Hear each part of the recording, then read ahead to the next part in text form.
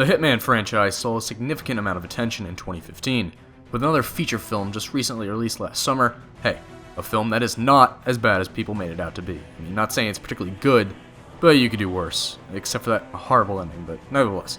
And a new game is underway very soon. It may just be the biggest time in years for the bald assassin.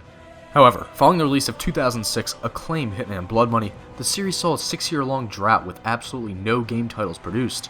Hitman Absolution broke that streak in 2012, but this time its reception from those long-awaiting fans was somewhat negative. No one seemed to claim that the game was outright bad, but purists of the series found it to be severely lacking in nature of its predecessors. After nearly 4 years on its back, I can say with certainty that this is a viable entry, but that doesn't make it necessarily the best.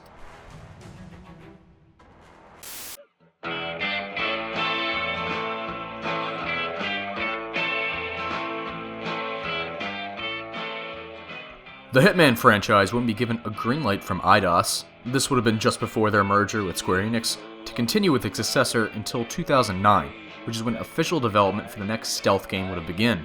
The team was direct from the beginning that they wanted to have a more core narrative to string along the sets of missions that they had before at the point, particularly focusing on some sort of arc for the character of 47 himself. The title was leaked and announced in the spring of 2011, and following that was a long string of varying trailers and gameplay demos released for public consumption. During that time, a free exclusive mission was given in the form of Hitman Sniper Challenge, which was for people who pre-ordered the game. Now, I don't have footage of this because I don't actually have it, because I didn't pre-order this game. But it introduced people to the mechanics of Hitman Absolution and what would come in the full game. The actual full game of Hitman Absolution finally saw a release in November of 2012.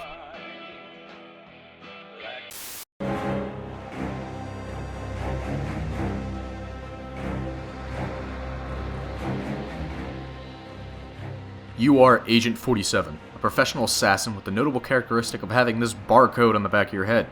Even though 47 is a clone, his near-flawless reputation generally places him in high demand amongst his agency. Absolution itself begins in Chicago, but the story takes it to parts all around the world. Situated in what appears to be modern day, you'll see levels themed from crowded streets to spacious factories in the middle of a desert. The majority of these locations provide a great sense of variety, ultimately complementing the Hitman universe in the same ways that its predecessors had.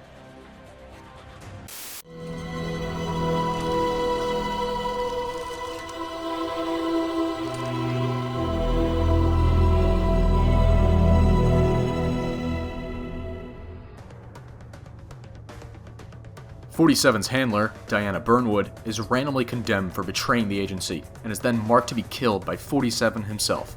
After arriving, he fatally shoots her in the shower, only to instantly regret it and show a conscience. Comforting her in her final moments, he agrees to keep Victoria, a girl under Diana's care, safe from the agency.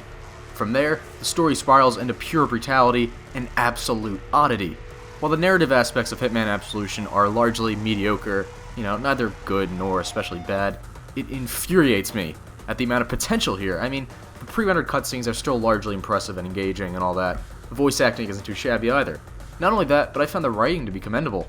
It begins to beg the question, what went wrong here? I mean, there are moments of sincere, well-made storytelling to be found here for sure. I mean, particularly with Victoria, those scenes were really well acted. The answer to that largely lies with the fact that IO Interactive chose a more campy focus with their plot. And this was very well made evident with the entire composition of the Attack of the Saints segment. Now, I mean, Hitman has always strangled the line between goofy and grim, but I don't think it was really beneficial to lean more towards the former over the latter.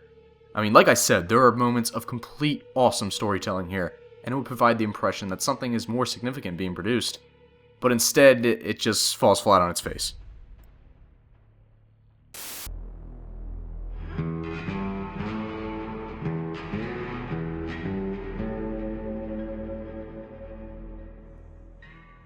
Stealth is the core gameplay focus of the Hitman franchise, and Absolution is by all means no different. When fellow titles in the genre like Metal Gear Solid and Splinter Cell encourage not to be seen at all, Hitman has always been a twist on that model. It encouraged you to be seen amongst the public, but not recognized, in which there is a big difference. Your goal is to almost always kill your target in the most clever way possible, without anyone ever knowing you had any part in it. However, this is the beginning of the unfortunate changes Absolution sees. Now, I may be mistaken, but I remember every Hitman level in previous games having only one goal: killing your target, or targets. Some missions in this game don't even have a target. You may have to reach a certain person or obtain an item. These were easily the weakest levels available, which is just ultimately irritating because of how good those main target kill missions are. I truly mean that too. The actual assassination missions of Absolution are nothing short of terrific, even if that comes at a cost. Now, Blood Money's biggest downfall was definitely its controls, and even on PC that was the case. Now, in complete contrast, Absolution has near perfected the control scheme. Actually moving 47 is fluid, and getting in and out of the new cover system is intuitive. Much like every preceding Hitman game, Absolution has crafted a wide variety of possibilities around this control scheme and level design. Creativity becomes the name of the game here, and encouraging pure improvisation from the player. You can uncover a great amount of entertaining disguises to sneak around in, and some of the kills you can perform are downright hilarious.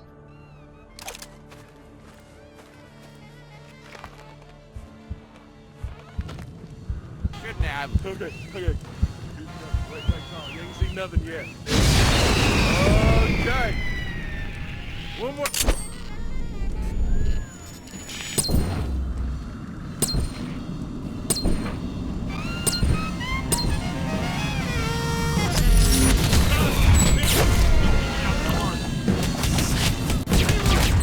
I mean, sure, you can go into areas guns blazing, but come on, where's the fun in that? That's not what this series is about. Outscoring the AI is as rewarding as it's ever been, thanks in large part to the scoring system. The more methodical and careful your approaches are, the score improves.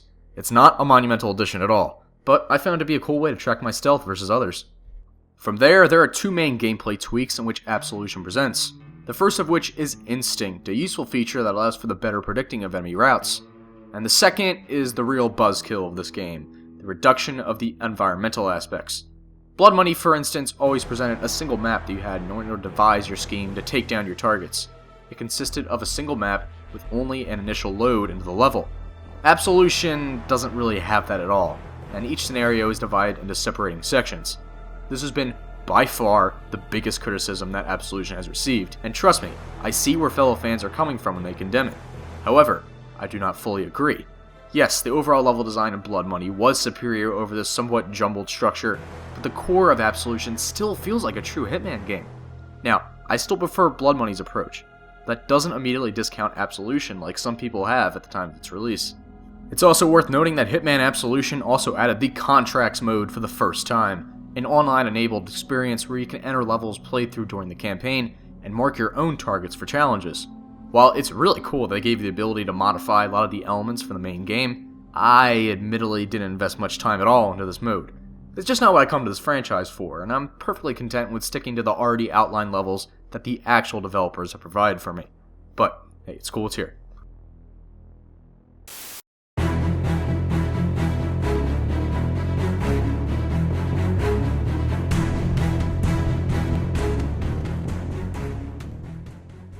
It may be nearly 4 years old at this point, but Hitman Absolution is still a visually appealing game to me. The artistic approach isn't quite trying to grasp a full-on realistic feel, but it noticeably carries a bit of an art style with it that really goes a long way, especially in the rain. Add that with a constantly crisp frame rate and limited bugs, and it all coincides nicely with the full package.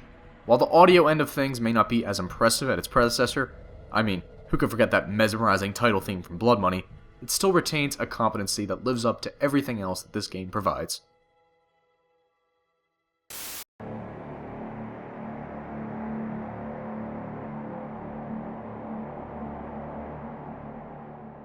Core methodical approaches are still the premium recipes, and Absolution excels as much as Blood Money in that regard.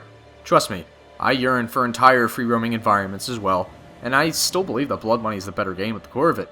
However, while it mixes up in ways in the formula that aren't entirely successful, Absolution is still nevertheless a fun and rewarding experience. Just because it's not instantly the best Hitman title doesn't immediately make it unfaithful to the franchise. Now, I played through this game on the highest difficulty, and I can say with certainty that pure stealth is as tense and hindering as a fan would want. Hitman 2016 is just around the corner. From the looks of it, that seems to more or less address the main issues plaguing Absolution. But in the meantime, this is still a worthy entry to dive into.